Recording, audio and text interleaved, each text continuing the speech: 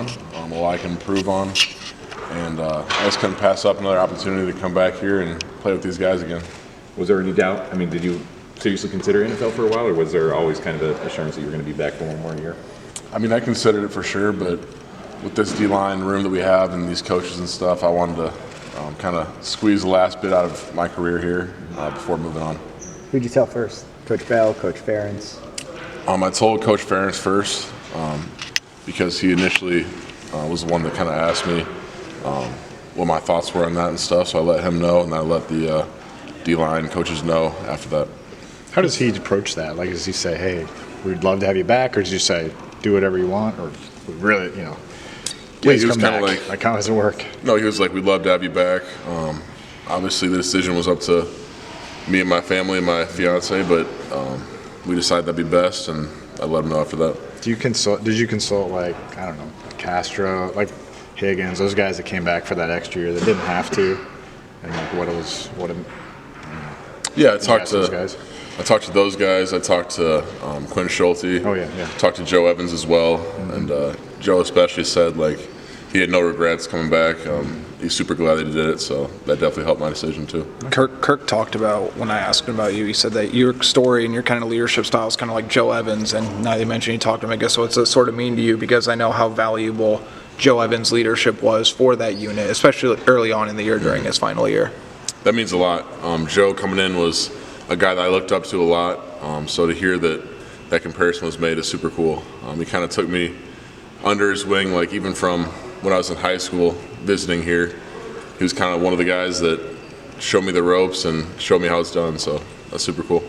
So what do you, next season, what do you want to accomplish individually? What do you feel maybe you need to work on to be the player you want to be? I'd like to work on my get-off, my just explosiveness in general, as well as my bend. And another thing I like to work on is just my verbal leadership. I feel like I try to do a good job of leading by example, but if I can be more vocal with these guys, that would definitely help. Obviously, you guys lose YA and Deontay, but just what are your thoughts on the D-line group as a whole going into next season? Yeah, those will be some big losses, big shoes to fill.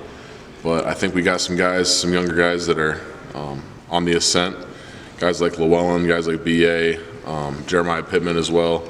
Those guys have shown some really good potential and promise, so I'm excited to see what they can do. What does this few weeks kind of look like? Obviously, you're balancing a few different things. What does it look like as you prepare for Missouri and like try to lock in when there's so much other stuff happening?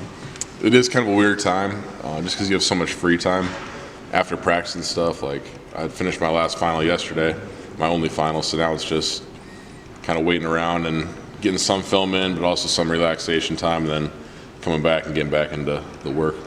The question isn't really who's leading, because we kind of know the seniors, but like what is being said amongst the leaders to kind of keep the guys locked in, and I can't think of a better term than like senioritis to avoid that. Yeah, I don't think we struggle with that too much. I mean, these seniors are still very much locked in. We still have another game, and we treat it as such. Like, we're not looking past that yet. We're front sight focusing, as they say. So we're looking forward to playing this game. You mentioned like Brian and Max, but are there even some of the freshmen or even guys younger than them on the D-line that has stood out to you? Yeah, I think Joe has stood out, Chima as well, and Drew. As far as edge guys go, this is a group with a lot of athleticism and arm length especially, so I think once they get in the weight room, start kind of developing more with their bodies, they'll be definitely a force to be reckoned with. Yeah. Ethan, you've got two teammates going up on that consensus All-America wall. 6 years in a row the Hawkeyes have put a consensus All-American on the field. I mean, how does this team continue to put